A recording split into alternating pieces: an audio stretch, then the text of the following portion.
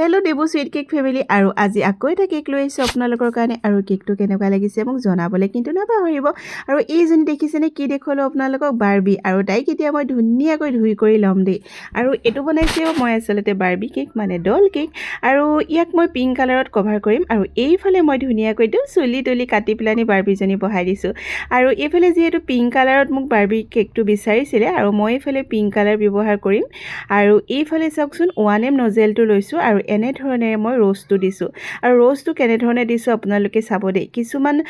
Barbie কেকত এনেধৰণে rose দিলে দেখিবলৈ যে বেয়া লাগে কাৰণটো হৈছে আমি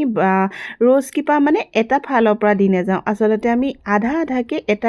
এটা ছাইডৰ পৰাই দি যাব লাগে তো তেতিয়া বেছি ধুনীয়া হয় দেখিবলৈ আৰু এইটো কেক কেনেকুৱা লাগিছে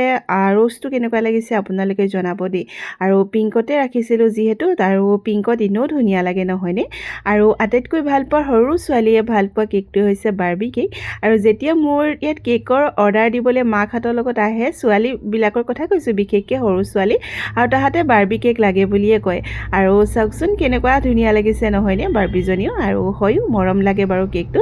আৰু আপোনালোকৰনো কেনেকুৱা লাগিছে মোৰ এই বাৰ্বি কেকটো জনাবলৈ নাপাহৰিব দেই আৰু যদিহে ভাল লাগিছে তেতিয়াহ'লে মোৰ লাইক কৰিব কমেণ্ট কৰিব আৰু চেনেলটো ছাবস্ক্ৰাইব এটা কৰিবলৈ নাপাহৰিব তো আজিলৈ আহোঁ বাই